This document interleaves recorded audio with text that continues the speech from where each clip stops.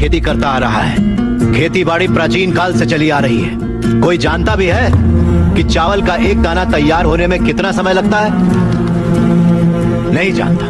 120 दिन तक जब एक किसान का पसीना उस धान के खेत की मिट्टी में बूंद बूंद मिलता है, तब जाकर अन्न पैदा होता है। और ये भी बता दूं कि हमारे देश में खाना बर्बाद नहीं किया जाता।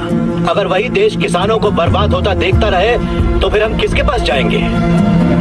खाना खिलाने वाले से कहा जाता है अन्नदाता सुखी भवतु। ये अन्नदाता है कौन? खाना पकाने वाला या परोसने वाला नहीं है, अन्न उगाने वाला है।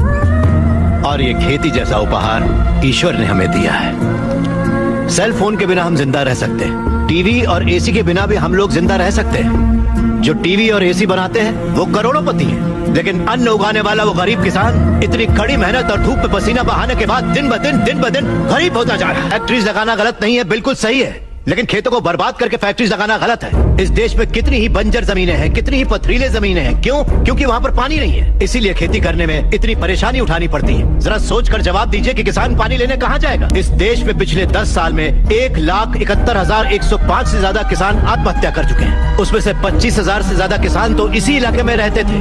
हर आधे घंटे में एक किसान आत्महत्या कर रहा है, ये जानते हैं क्या आप? लेकिन सच्चाई यही है, जहाँ मौत इतनी सस्ती है वो देश कभी आगे नहीं बढ़ेगा सर। तकरीबन 10 लाख से ज्यादा किसान अपना पेट पालने के लिए गांव छोड़कर शहर में मजदूरी करने आ जाता है। जो हमारे देश की रीढ़ की हड्डी है वो बिल्डिंगों में चौकीदारी करता है। जो किसान हमारा भगवान है, अन्नदाता कहलाता है, वही मंदिरों के सामने भीख मांगता फिर रहा है। वादों पर मत जाइए, जमीन पर आ जाइए। एक कॉर्पोरेट में काम करने वाला हजारों करोड़ का उधार लेकर विदेश भाग गया और वहाँ बैठकर विदेशी शराब पी रहा है। सिर्फ 5 या 10 हजार उधार लेने वाला किसान जहर पीकर अपनी जमीन पर जान दे रहा है। इन कॉर्पोरेट्स की काली करतूतों की वजह से हमारी हरियाली जली जा रही है। खेत सींचने वाली नदियां फैक्ट्री से निकलने वाले गंदे पानी से जहरीली होती जा रही हैं। ये मल्टीनेशनल कंपनीज की मशीनें हमारी खेती वाली जमीन पर कब्जा करके उन्हें खत्म करती जा रही हैं। पर ये दिखाई नहीं देता। किन फैक्ट्रीज की बात कर रहे हैं आप? सारे हेल्दी फूड्स में मिलावट करके ये उसे बर्बाद करते जा रहे हैं। अंडे को शैम्पू में, गाजर को क्रीम में, सोया को साबुन में। 2 रुपए का अंडा 10 रुपए में, 10 रुपए का गाजर 100 रुपए में खरीद रहा है ये कॉर्पोरेट वर्ल्ड। इस रेट पर क्या कोई गरीब खरीद पाएगा? फिर भी ये पैसा किसान या गरीब तक कभी नहीं पहुंच पाता, क्योंकि बिचौलिए ले जाते हैं। ये बिचौलिया धीरे धीरे और अमीर होता जाता है।